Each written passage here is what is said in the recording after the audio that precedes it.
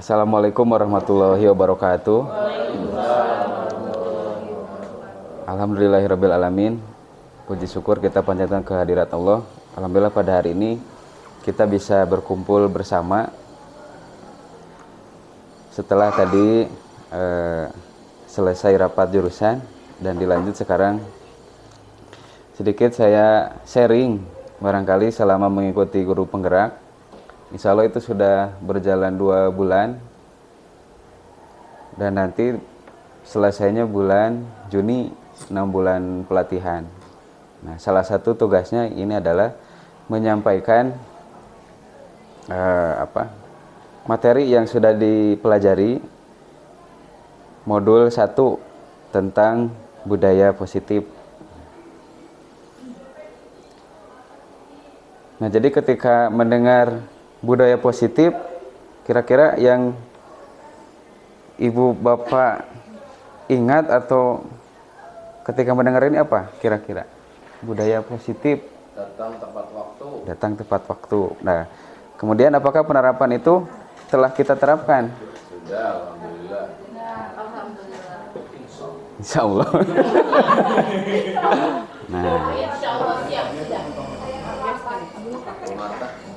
Nah, sekarang di dalam guru penggerak ada membahas tentang budaya positif yang nanti ini mudah-mudahan bisa diimplementasikan, karena dari harapan tujuan guru penggerak adalah menggerakkan warga sekolah untuk menjadi lebih baik, intinya ke sana. Selain nanti ada benefit yang lain.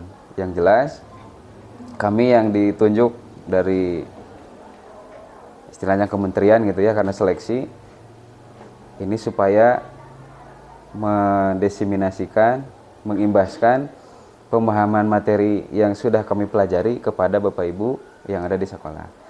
Nah, kita coba lihat apa itu budaya positif. Tadi Pak Eko sudah menjelaskan contohnya tepat waktu, juga pelaksanaannya sudah diterapkan di kelas. Jadi secara umum budaya positif di sekolah itu nilai-nilai dan kebiasaan di sekolah yang berpihak pada peserta didik agar mereka dapat berkembang menjadi pribadi yang kritis, penuh hormat dan bertanggung jawab. Ini secara umum budaya positif ini ke sini. Jadi yang dibentuk adalah peserta didik. Karena ada perubahan paradigma sekarang dengan adanya Mas Menteri yang baru, ada banyak perubahan. Kita sudah mengenal kurikulum Merdeka, Merdeka Belajar. Kalau di kampus ada kampus Merdeka. Nah, ini salah satu perubahan paradigmanya adalah mengacu pada filosofi Ki Hajar Dewantara. Nah, ini kembali diingatkan kembali.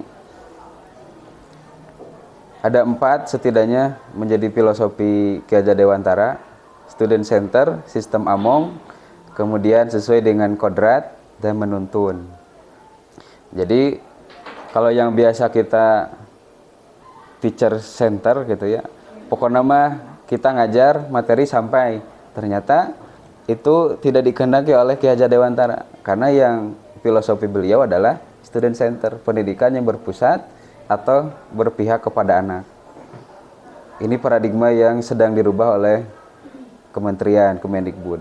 Kemudian sistem Among, Ingarsa Sungtulada, Ingmadya Mangun Karsa, Tutwuri Handayani.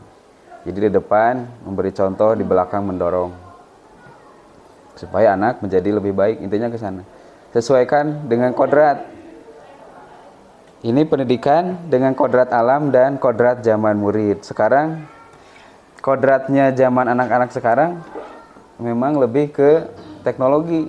Nah, maka kita pada saat ngajar seharusnya memang menyesuaikan kodrat zaman sekarang, termasuk kodrat alam. Kalau di Garut, kodrat alamnya seperti apa? Beda, tidak bisa disamakan dengan kodrat alamnya di Jakarta. Beda situasi, sebenarnya gitu. Nah, maka diharapkan para guru itu bisa menyesuaikan pendidikannya selama di kelas itu menyesuaikan kodrat alam dan kodrat zaman.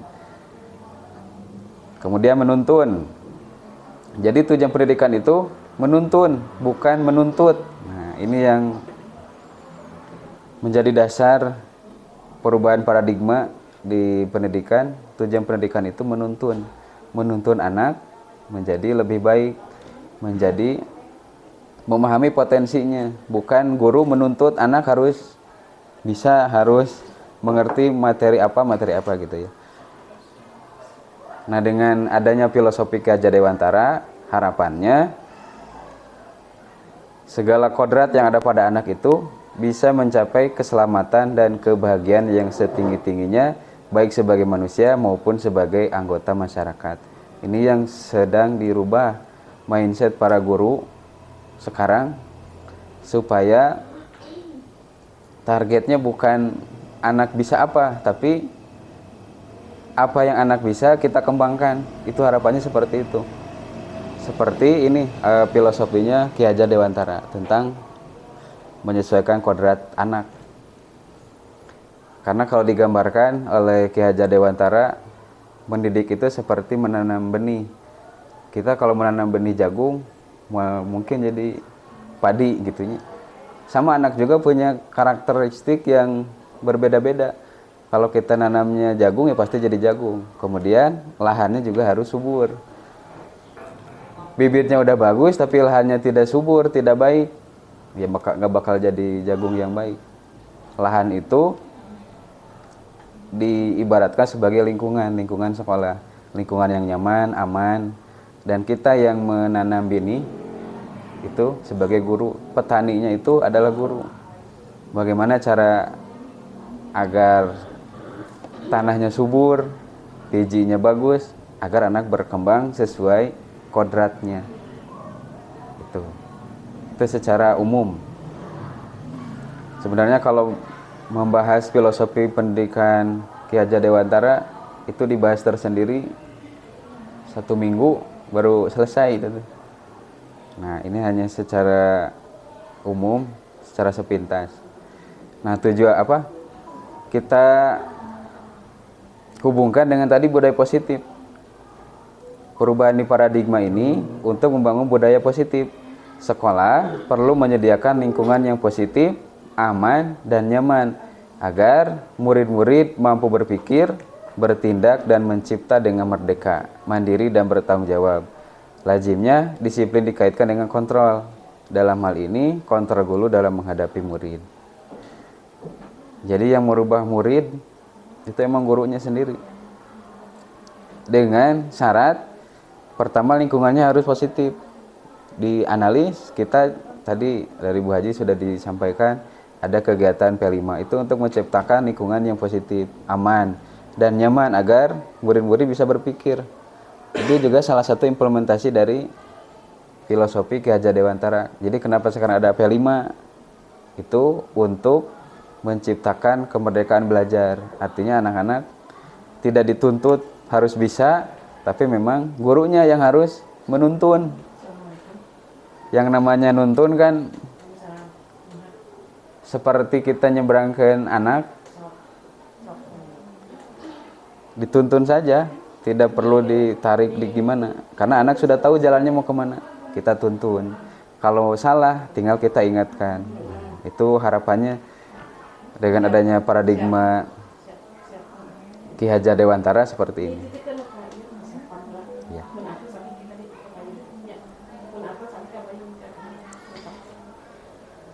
Nah, yang memegang kontrol ini guru.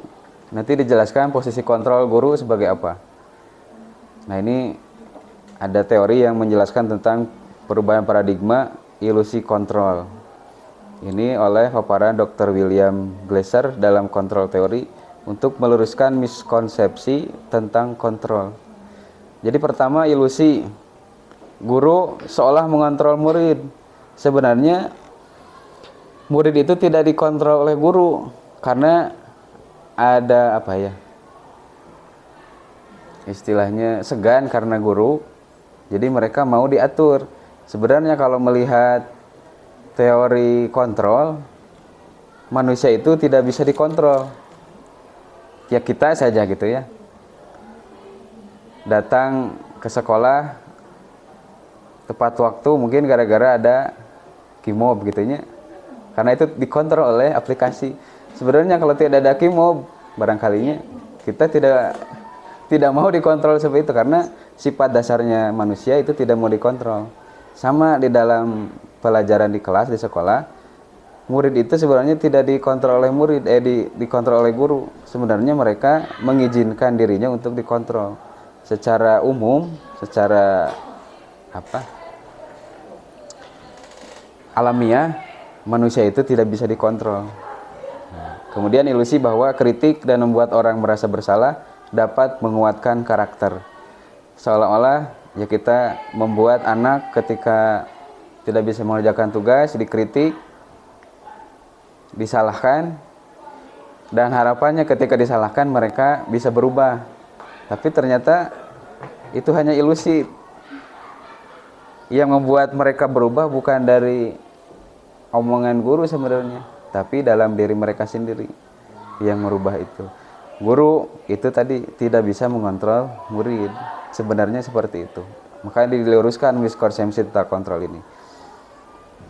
Kemudian ilusi bahwa semua penguatan positif, efektif, dan bermanfaat. Ini juga sama, orang dewasa memiliki hak untuk memaksa. Kita sebagai orang dewasa yang lebih tua barangkali dari murid, seolah-olah punya hak prerogatif untuk memaksa anak, kudu bisa ini. Sebenarnya kalau melihat teori kontrol, semua manusia itu tidak bisa dikontrol. Yang bisa mengontrol dirinya ya diri sendiri sebenarnya. Nah, itu ilusi-ilusi ketika kita ngajar di kelas. Apa yang kita lakukan sebenarnya bukan karena kita gitu ya, anak rajin, karena bukan kita. Sebenarnya itu ada motivasi di dalam diri anak sendiri. Ini contoh perubahan paradigma dari stimulus ke respon. Ini menyebabkan teori kontrol. Nah, bisakah kita mengontrol seseorang? Jelas, kalau melihat teori tadi tidak bisa. Contoh stimulus, kita mencoba mengubah orang berpandangan sama dengan kita. Di teori kontrol, kita berusaha memahami pandangan orang lain tentang dunia. Jadi memberikan stimulus supaya dia memahami tentang dunia. Orang lain itu bisa mengontrol saya. Tapi dalam teori kontrol, hanya Anda yang bisa mengontrol diri Anda. Sebenarnya itu. Yang kita lakukan hanya stimulus. Yang mengontrol tetap murid itu sendiri, diri sendiri. Perilaku buruk dilihat sebagai suatu kesalahan, sedangkan semua perilaku itu memiliki tujuan.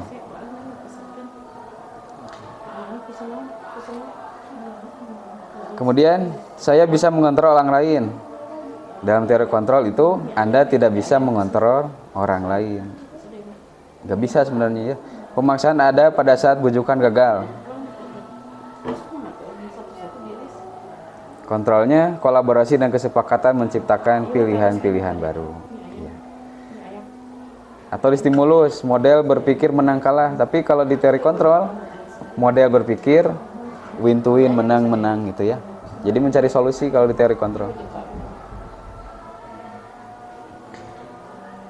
Ini yang sedang dirubah oleh Kementerian Pendidikan melalui para guru penggerak.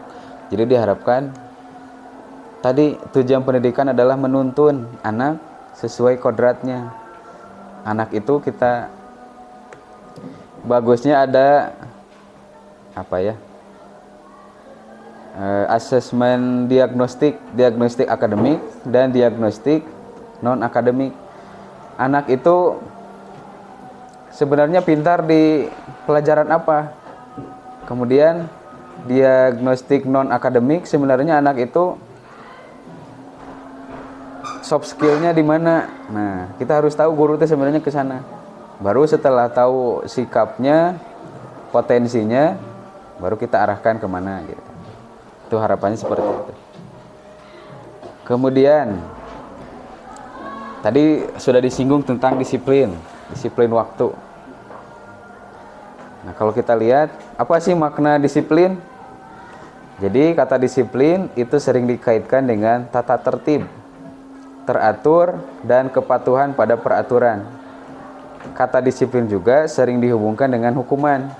Padahal itu sungguh berbeda karena belajar dengan disiplin tidak harus dengan memberi hukuman. Justru itu adalah salah satu alternatif terakhir dan kalau perlu tidak digunakan sama sekali. Nah, ini juga ada perubahan. Untuk mendisiplinkan anak di kelas tidak melulu harus dengan hukuman, bahkan tidak boleh. Nanti dijelaskan ada menghukum di kelas deh. Tidak boleh sekarang. Iya. Nah, nanti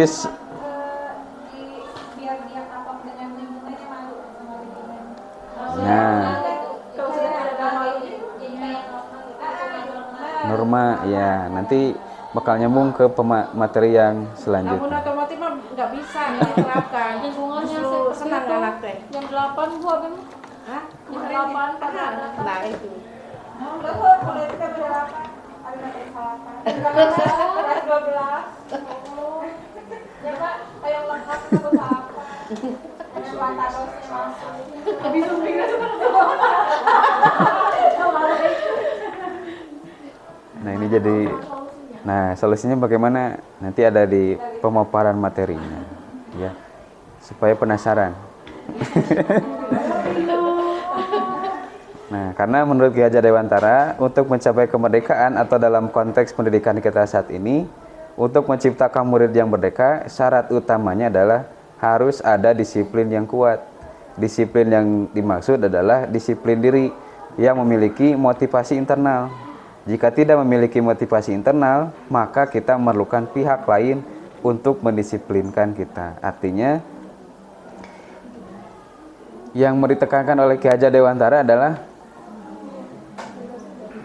kalau dengan hukuman berarti itu motivasinya eksternal karena ada hukuman dari guru.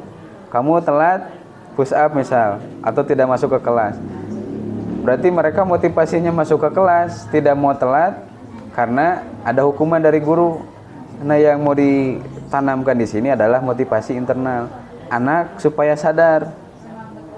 Nah, jadi kesadaran yang mau dimunculkan itu.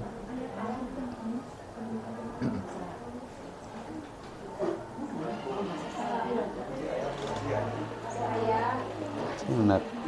Oh iya. Betul, Abi benar kan? Oh. Kayak sekedar sok.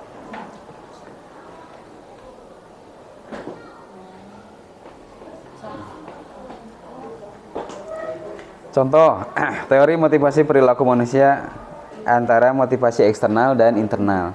Untuk menghindari ketidaknyamanan hukuman, apa yang akan terjadi apabila saya tidak melakukan? Nah, berarti kan itu motivasi eksternal. Apa yang terjadi apabila saya tidak melakukan? Artinya mereka lihat dulu akibat. Atau yang kedua, untuk mendapatkan imbalan dari orang lain, apakah apa yang saya dapatkan apabila saya melakukan? Mereka ingin imbalan, maka motivasinya adalah imbalan. Itu motivasi eksternal. Sedangkan yang kita harapkan adalah motivasi internal. Untuk menghargai diri sendiri, menjadi insan sesuai harapan kita. Saya akan menjadi orang yang seperti apa bila saya melakukannya. Harapannya itu. Siswa juga kita arahkan supaya memiliki motivasi internal. Adanya budaya positif tadi, ya. Jadi untuk membentuk budaya positif diawali oleh peraturan kelas. Kemudian nanti ada keyakinan kelas dibantu oleh lingkungan yang positif, yang nyaman, aman tadi. Maka terbentuklah budaya positif. Nah, ini budaya positif ini timbul dari dalam diri siswa sendiri. Bukan oleh guru yang mengarahkan, bukan. Bukan karena guru yang nyuruh. Tapi kan guru tadi menuntun. Kesadaran diri yang diharapkan di sini. Nah, kita bedakan keyakinan kelas, hukuman, dan penghargaan. Kenapa tidak peraturan gitu ya? Mengapa tidak peraturan saja? mengapa harus keyakinan kelas? Ini beda. Mengapa kita memiliki peraturan harus menggunakan helm? Ini kan peraturan bila mengendari kendaraan roda 2. Artinya ketika tidak menggunakan pasti ditilang. Itu kan motivasinya eksternal dari luar. Itu namanya peraturan. Atau peraturan lain, mengapa kita memiliki peraturan 3M, pakai masker, mencuci tangan? Karena kalau tidak, kira-kira apa?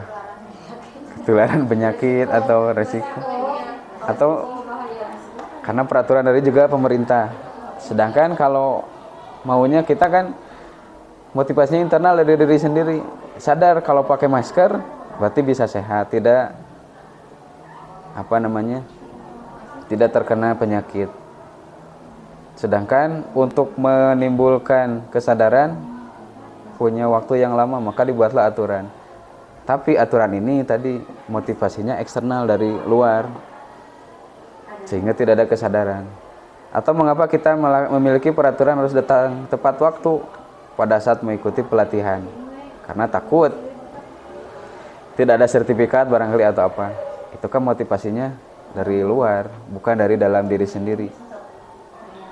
Nah, untuk mendukung motivasi intrinsik, kembali ke nilai-nilai keyakinan lebih menggerakkan seseorang dibandingkan mengikuti serangkaian peraturan. Ya, dengan adanya motivasi internal, maka yang perlu ditumbuhkan adalah keyakinan.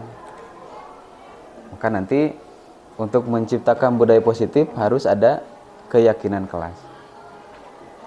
Apa itu keyakinan kelas?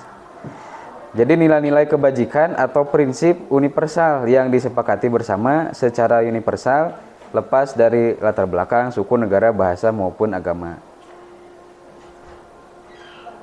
Menurut Gosen, suatu keyakinan akan lebih memotivasi seorang diri dalam intrinsik. Seseorang akan lebih bersemangat untuk menjalankan keyakinannya daripada hanya sekedar mengikuti serangkaian peraturan.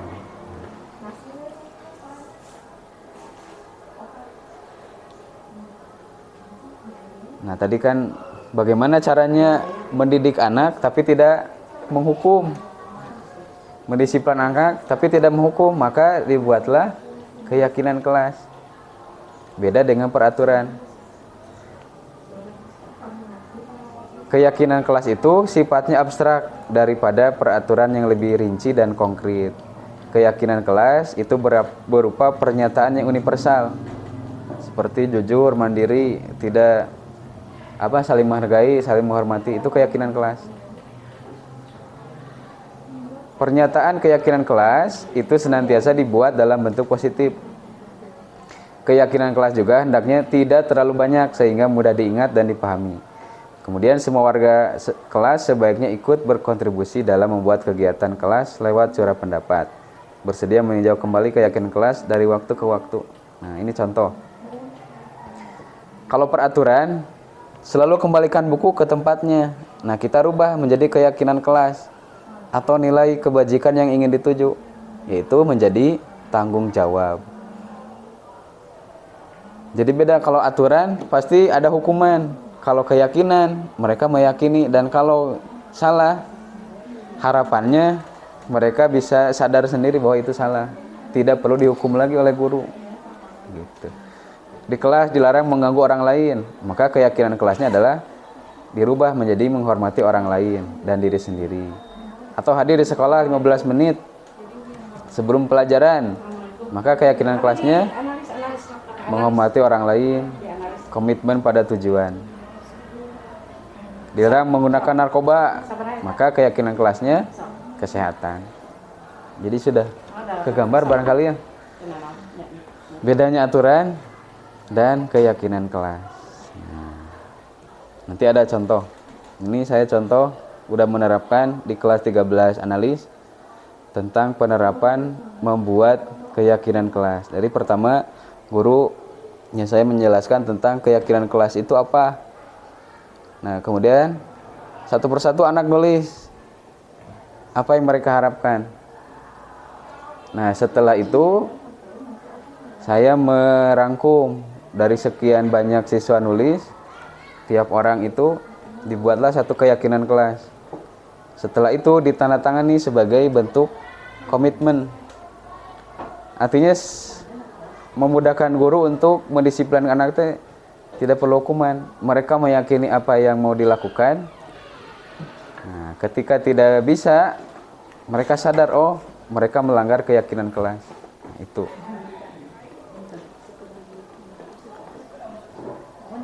Contoh kemarin sudah di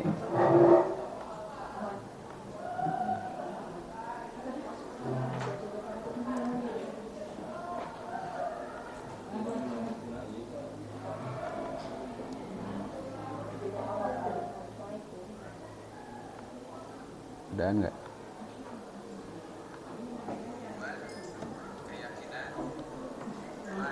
Like-nya. Speaker ke?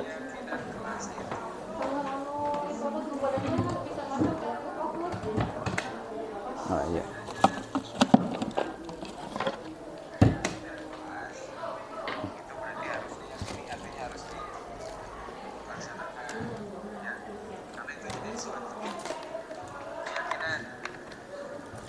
Tapi hampir sama dengan kesepakatan. Artinya nanti setiap orang menuliskan keyakinan kelasnya masing-masing.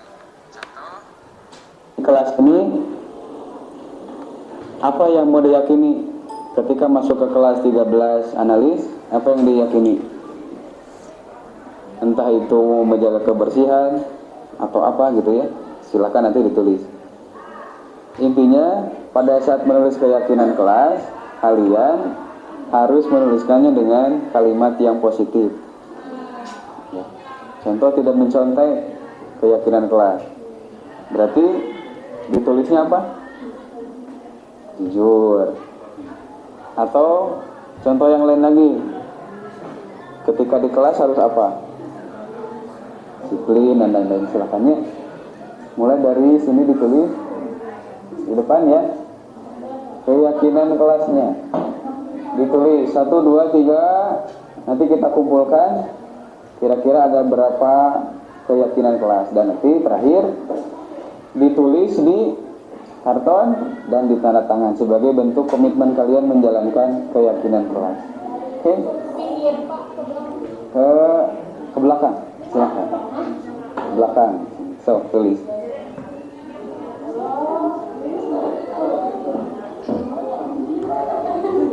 Coba silakan aja. Kira-kira kalau di kelas harus apa atau mau ngapain?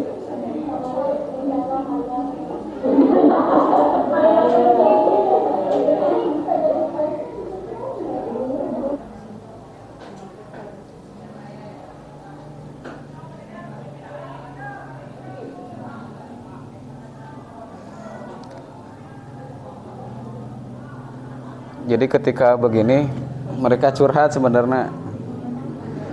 Ada yang nulis tidak ingin ada gibah sana. Ada yang nyebutkan kelasnya pengen wangi dan lain-lain.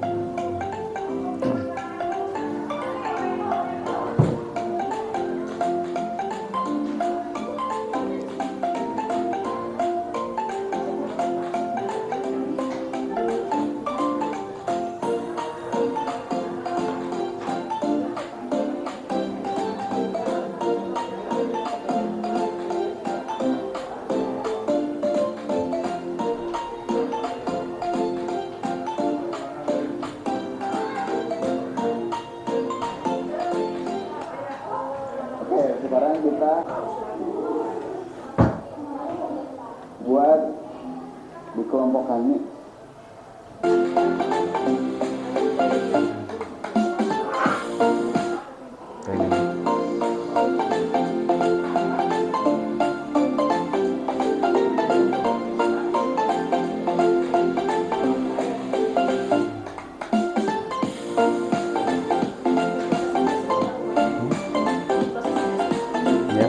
Berarti ada 12 keyakinan kelas. Kesepakatan kita. Pertama,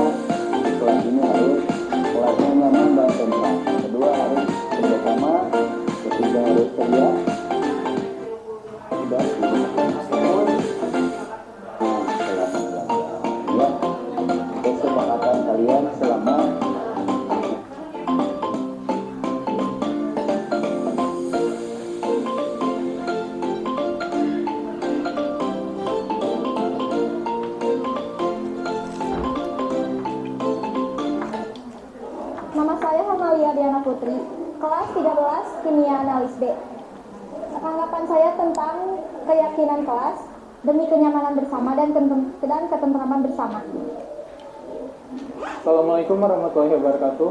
Perkenalkan, nama saya Ridho Nugraha dari kelas 13 Analis Kimia B. Saya akan menyampaikan tanggapan tentang keyakinan kelas. Keyakinan kelas itu menurut saya sangat penting karena membantu efektivitas belajar di kelas menjadi nyaman, efektif, dan menyenangkan. Terima kasih. Itu contoh yang sudah saya lakukan di kelas 13 analis 2. Contoh membuat keyakinan kelas. Harapannya setelah mereka menulis, tidak perlu lagi ditegur oleh guru, tidak tepat waktu dan lain-lain. Karena mereka meyakini ketika mereka nulis, oh harusnya emang seperti ini gitu. Karena kalau dihukum, ternyata hukuman dengan penghargaan itu ada pengaruh. Pengaruhnya jangka pendek maupun jangka panjang.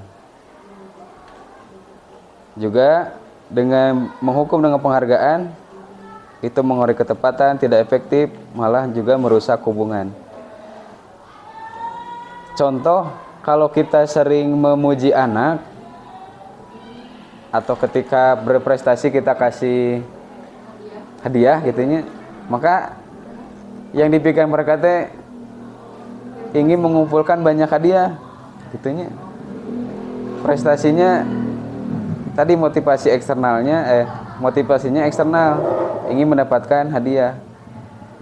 Sedangkan selama proses mereka berprestasi tidak ada semangat tersendiri. Mereka hanya ingin pokoknya udah dapat hadiah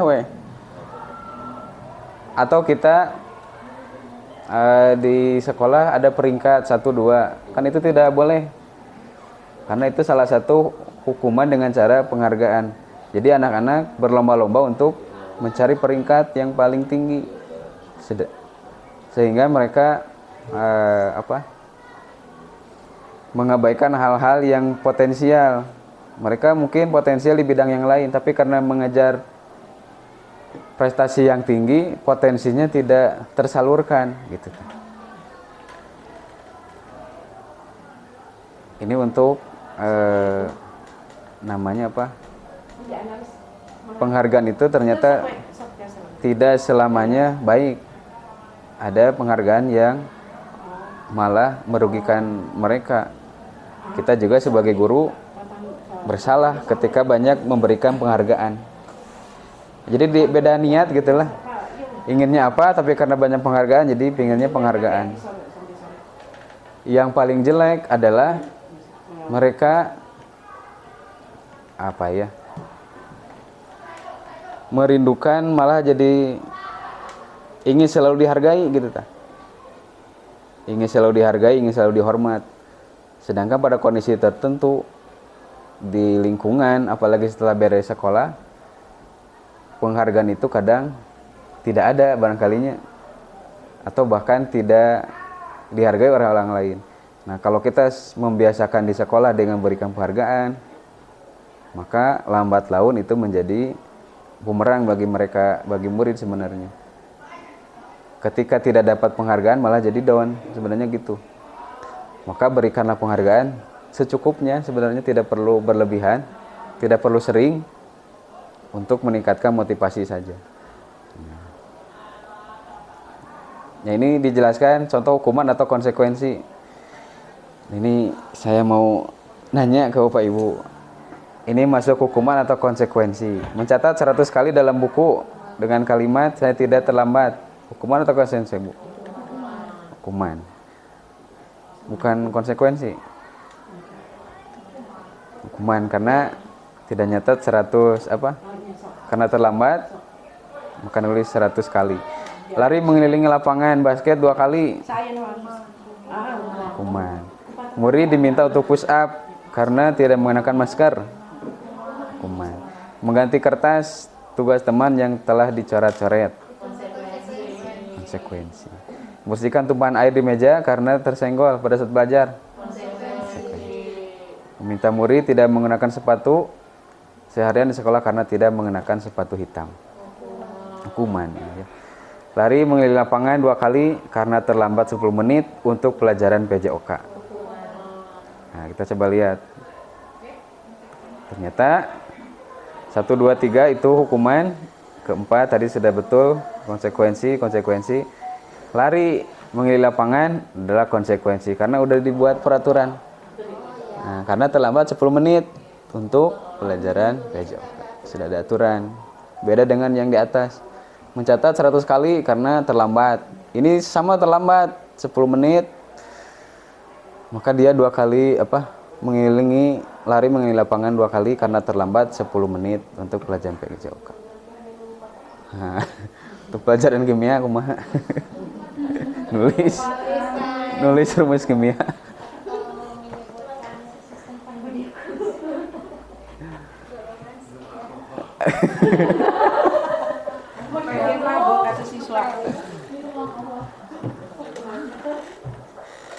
Nah, ini harus dibedakan antara hukuman dan konsekuensi.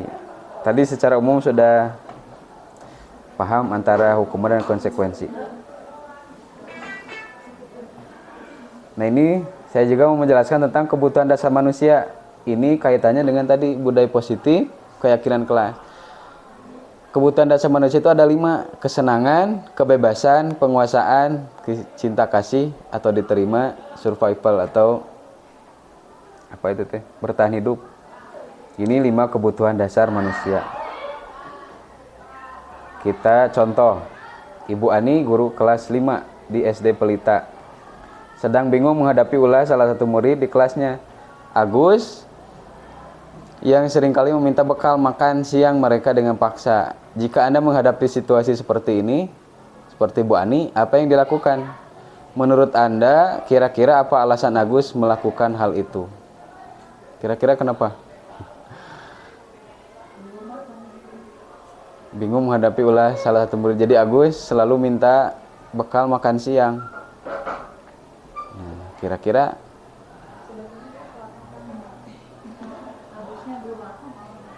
berarti ada kebutuhan dasar yang belum terpenuhi sebenarnya. Nah, tadi 5 ini kita lihat jawabannya. Kalau Agus jawabannya karena ia lapar dan orang tua tidak membawakan bekal, maka kebutuhannya adalah bertahan hidup. Kalau jawabannya karena ia senang temannya jadi memperhatikan dia, maka dia butuh kasih sayang. Butuh perhatian gitu ya. Atau kalau jawaban Agus, dia merasa hebat karena temannya jadi takut, maka kebutuhannya penguasaan, pengakuan atas kemampuan. Kalau jawabannya karena dia merasa bosan, mungkin adalah kebutuhannya adalah kebebasan. Atau jika iseng, maka kebutuhannya adalah kesenangan. Nah, ini yang perlu kita pahami teh, dasar kebutuhan manusia itu. Jadi ketika anak bandel di kelas, kira-kira apa kebutuhan dasar mereka yang belum terpenuhi? Nah, mungkin salah satunya itu. Kalau kebanyakan kalau dianalis, saya pelajari itu emang jauh dari orang tua, butuh perhatian. Karena di rumahnya dengan neneknya, dengan saudaranya, orang tuanya kerja di luar. Biasanya mereka itu. Ya, hampir sebagian. Mereka butuh kasih sayang, maka berarti guru juga harus menyesuaikan. Harus banyak memperhatikan kepada siswa. Gitu. Nah, jangan sampai menjudge gitu. Karena tugas guru tadi menuntun, bukan menuntut. Nah, kembali lagi. Nah, sekarang 5 posisi kontrol seorang guru bagaimana? Setelah memahami 5 kebutuhan dasar manusia, kita posisi kontrolnya seperti apa? Sebelum ke sana, tadi untuk mendisiplin anak, tapi tidak boleh ada hukuman, maka dilakukanlah restitusi. Jadi restitusi ini adalah proses menciptakan kondisi bagi murid untuk memperbaiki kesalahan mereka sehingga mereka bisa kembali pada kelompok mereka dengan karakter yang lebih kuat. Dengan keyakinan kelas tadi, kita tidak perlu menyalahkan apalagi menghukum. Kita ciptakan restitusi ini, menciptakan kondisi untuk memperbaiki kesalahan mereka. Jadi mereka sadar, oh saya itu salah. Tidak perlu ditegur sebenarnya oleh guru, tidak perlu dihukum. Kita tuntun anak supaya mereka sadar dan mengakui kesalahannya. Itu disebut restitusi. Ini juga jadi caranya, ciri-ciri restitusi bukan untuk menebus kesalahan, namun untuk belajar dari kesalahan. Memperbaiki hubungan, tawaran, bukan paksaan. Jadi kita tawarkan, kira-kira kalau ini salah, bagaimana cara memperbaikinya? Jadi kita bukan maksa.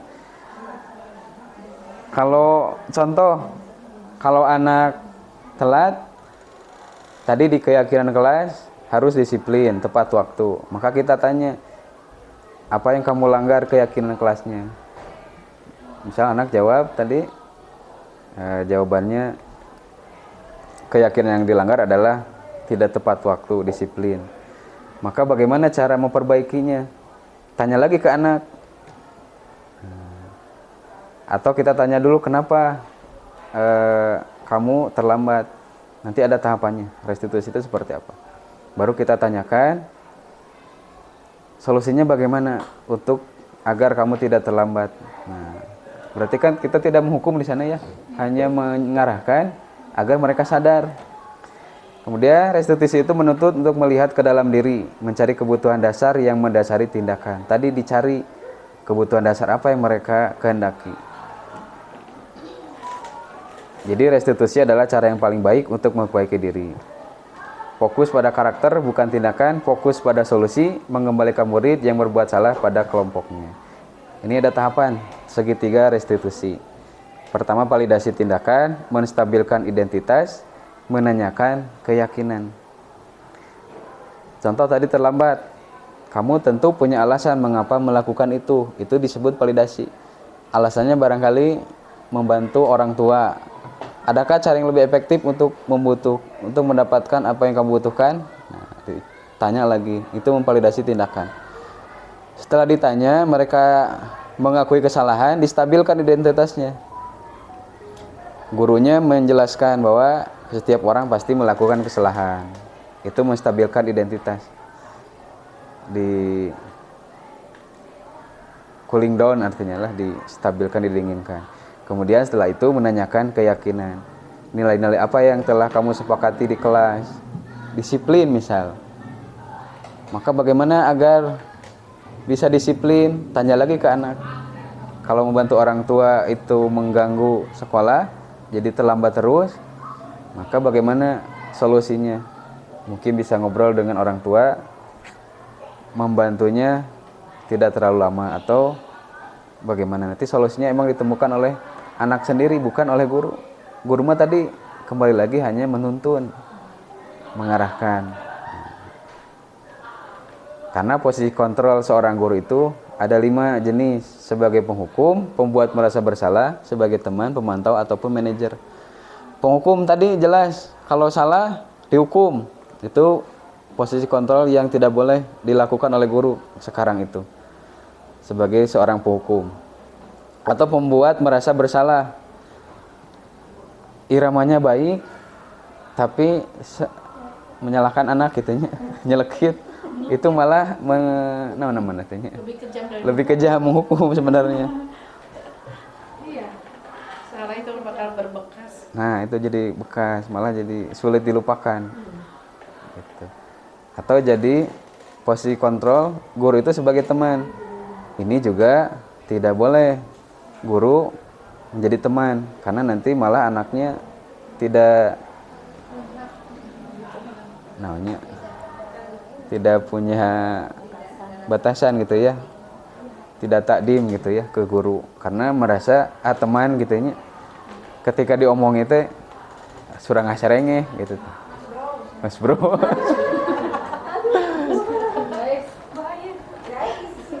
Itu yang tidak boleh itu sebenarnya, teman. Yang diharapkan antara jadi pemantau atau manajer. Kalau pemantau berarti dia guru itu ketika anak salah diingatkan, dikontrol gitu ya. Kalau manajer itu berusaha merubah dia tanpa harus dihukum, gitu ya, tanpa harus dibuat merasa bersalah. Gitu ya. Fungsinya manajer itu menerapkan tadi segitiga restitusi, mengarahkan manajer itu. Kamu salah, harusnya seperti apa? Itu tugas manajer. Kalau pemantau itu tertib, taat aturan. Kalau kamu telat, maka hukumannya apa? Dibuat keyakinan kelas tadi. Kalau keyakinan kelasnya atau peraturan kelasnya seperti apa? Ketika telat, apakah berdiri di kelas dulu seberapa menit? Itu kan aturan. Nah, itu tugasnya pemantau. Kalau manajer tadi mengarahkan, tidak menyalahkan anak, tapi diarahkan. Kamu itu salah. Kamu salah enggak gitu tah? Disadarkan dirinya. Itu tugas manajer.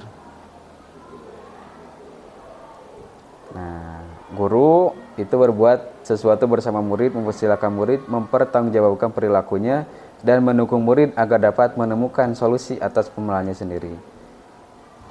Posisi manajer juga mengacu pada restitusi yang dapat menjadikan murid sebagai manajer bagi dirinya sendiri, sehingga tercipta identitas positif berhasil pada diri murid. Harapannya dengan restitusi ini tujuannya bisa menghasilkan murid yang mandiri dan tanggung jawab.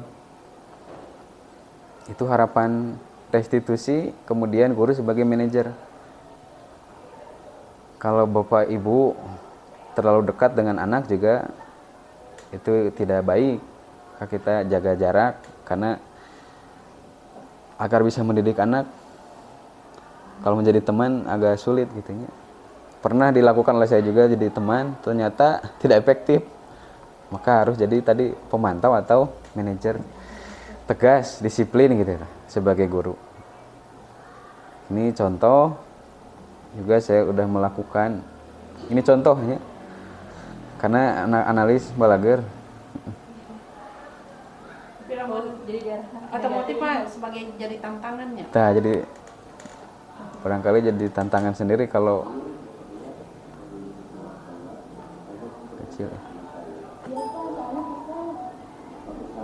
Bapak harus berusaha melakukan pekerjaan saya Pak, nggak cuma PR tapi tugas-tugas lain juga kemudian santai.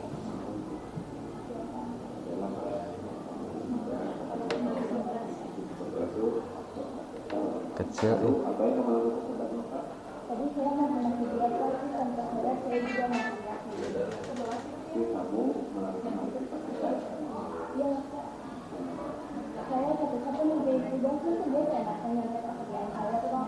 Banyak lagi.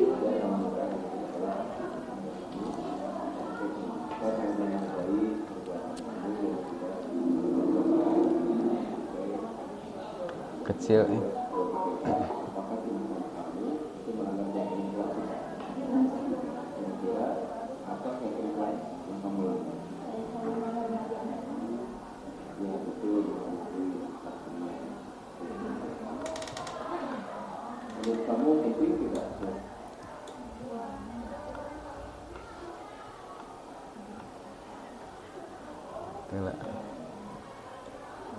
Kecil suaranya.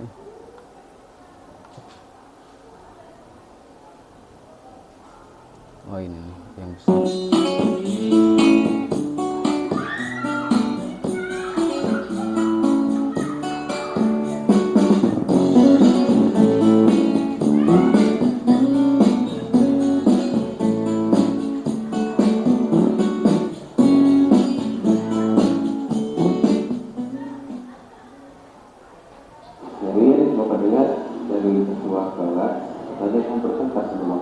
Iya Pak, soalnya kesel. Bapak terus berusaha nyontek pekerjaan saya Pak, nggak cuma PR tapi tugas-tugas lain juga kemudian santai. Iya Pak. Seperti itu pasti akan besar dan panas. Lalu apa yang kamu lakukan terhadap Bapak? Tadi saya maki-maki dia Pak, terus tanpa sadar saya juga menggubrak meja dia. Pasti kamu melakukan hal itu pasti ada alasannya. Iya Pak. Kenapa? Saya capek-capek ngerjain tugasnya saja seenaknya nyontek pekerjaan saya Pak. Banyak lagi. Biar kamu marah dan tidak rela hasil pekerjaan kamu. Oke, sama Nova sangat menghargai perbuatan kamu yang tidak menggabungkan sampai tidak memukul atau pikirkan apakah tindakan kamu itu melanggar keyakinan kelas kita. Kira-kira apa keyakinan kelas yang kamu langgar? Saling menghormati antar teman. Ya betul, menghormati antar teman, keyakinan kelas kita. Menurut kamu penting tidak keyakinan kelas itu? Penting. Baik, kalau begitu keyakinan kelas apa yang harus kamu lakukan ketika kamu sedang marah? Harus lebih sabar Pak. Apa yang kamu lakukan untuk memperbaiki masalah ini? Saya akan lebih bersabar dan ketika ada teman yang mencontek, saya akan melaporkannya ke guru mata pelajaran yang bersangkutan atau kelas. Ya, tepat sekali tindakan kamu. Sekarang silakan kamu kembali ke kelas. Senang berdiskusi dengan Pak Usman dan saya sudah menyadari kesalahan yang saya buat dan akan memperbaikinya dengan cara sadar dan selalu menghormati teman. Nah, itu contoh restitusi segitiga restitusi untuk menyelesaikan permasalahan anak.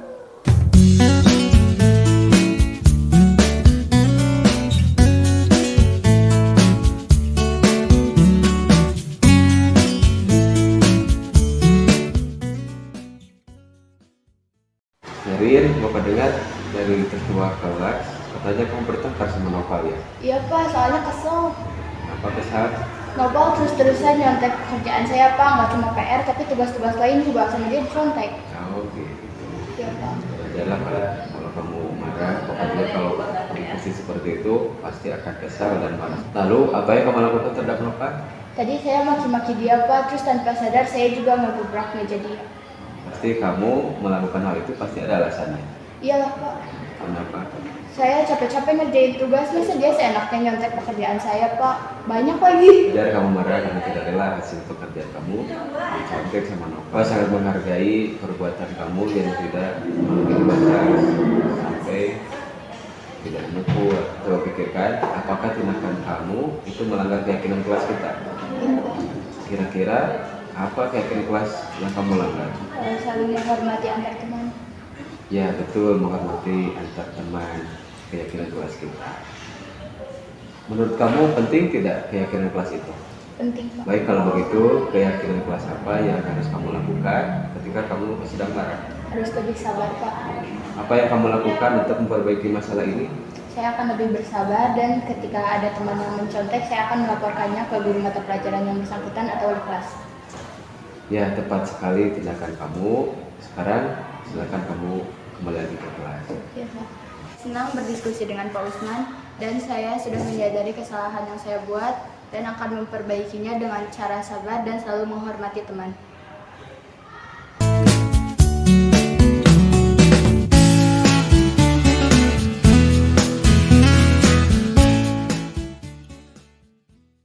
Dapat laporan dari petugas piket, katanya kamu sering datang terlambat ke sekolah. Apa benar? Betul Pak. Menurut kamu sudah berapa kali kamu terlambat? Kurang lebih 7 kali Pak. Baik, apa-apa, setiap manusia itu pasti memiliki kesalahan. Nanti kesalahan tersebut kita bisa perbaiki, ya. Setuju? Setuju Pak. Sekarang kita cari solusinya ya, Silmi. Iya Pak. Silmi sering datang terlambat, kenapa? Karena saya sering begadang sambil main HP Pak, jadi kurang tidur.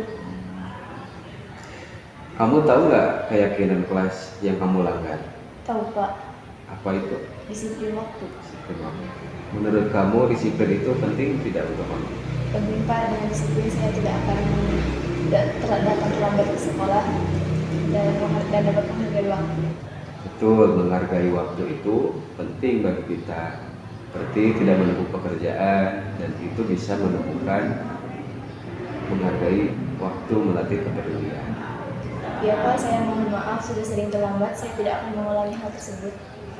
Oke, terima kasih kamu sudah mengakui kesalahan dan berani untuk meminta maaf. Menurut kamu, langkah apa yang nanti akan dilakukan agar tidak lagi terlambat ke sekolah? Saya akan tidur lebih cepat dan tidak akan begadang agar bisa bangun lebih awal dan tidak datang terlambat ke sekolah, Pak. Baik, Bapak akan berkomunikasi dengan orang tua kamu agar nanti si Umi tidak terlambat lagi datang ke sekolah ya. Pak, silakan kembali lagi ke kelas. Terima kasih, saya sudah berdiskusi dengan Pak Usman dan saya sudah menemukan solusi agar saya tidak datang terlambat ke sekolah lagi dengan tidur lebih awal dan tidak begadang.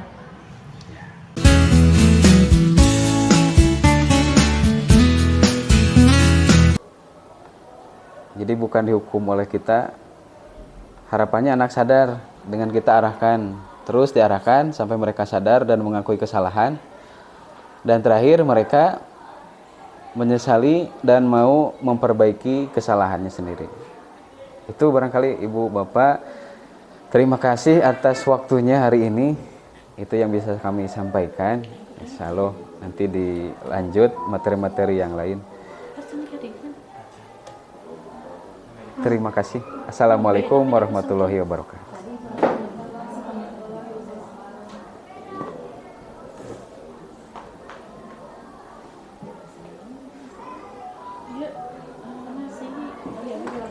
Di stop, Mas.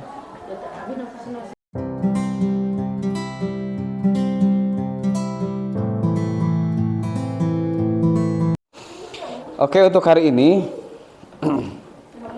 seperti tadi kita akan membuat keyakinan kelas ya. Jadi keyakinan kelas itu seperti kesepakatan kelas. Bedanya kalau yang keyakinan kelas itu berarti harus diyakini, artinya harus dilaksanakan ya. Karena itu jadi suatu keyakinan. Tapi hampir sama dengan kesepakatan, artinya nanti setiap orang menuliskan keyakinan kelasnya masing-masing. Contoh di kelas ini apa yang mau diyakini? Ketika masuk ke kelas 13 analis, apa yang diyakini? Entah itu menjaga kebersihan atau apa gitu ya. Silakan nanti ditulis. Intinya pada saat menulis keyakinan kelas, kalian harus menuliskannya dengan kalimat yang positif. Ya. Contoh tidak mencontek keyakinan kelas. Berarti ditulisnya apa? Jujur. Atau contoh yang lain lagi, ketika di kelas harus apa? Disiplin dan lain-lain. Silakan ya. Mulai dari sini ditulis di depan ya. Keyakinan kelasnya ditulis 1, 2, 3. Nanti kita kumpulkan kira-kira ada berapa keyakinan kelas, dan nanti terakhir ditulis di karton dan ditanda tangan sebagai bentuk komitmen kalian menjalankan keyakinan kelas. Oke? Pinggir Pak, ke belakang. Ke belakang, silakan. Belakang sini. Sok tulis.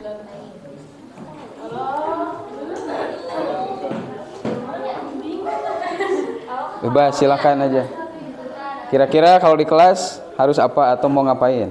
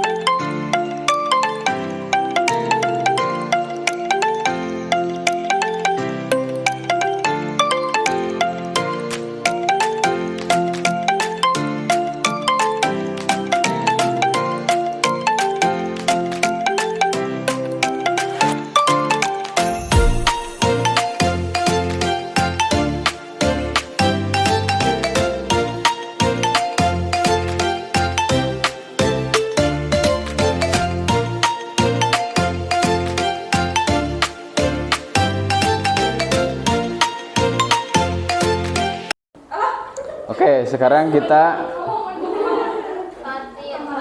Pak. buat dikelompokannya, membuat suasana kelas tentram dan nyaman.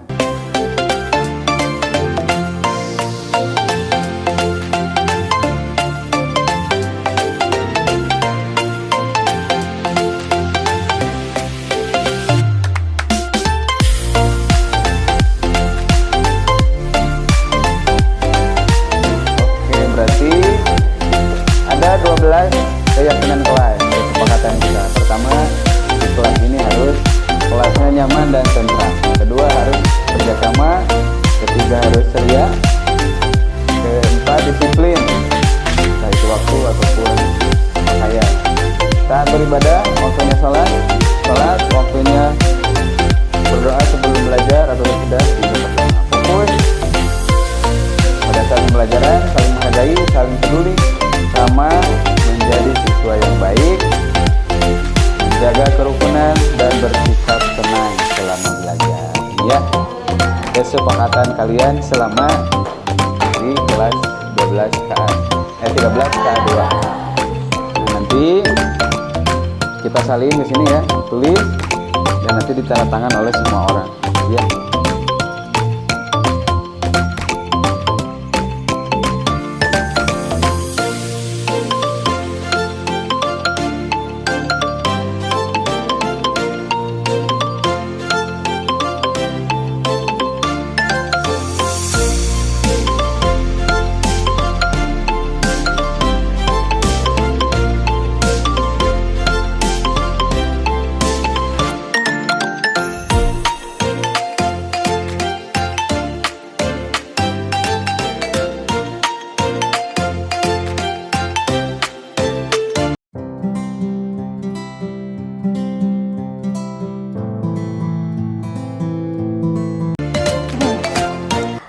Assalamualaikum warahmatullahi wabarakatuh.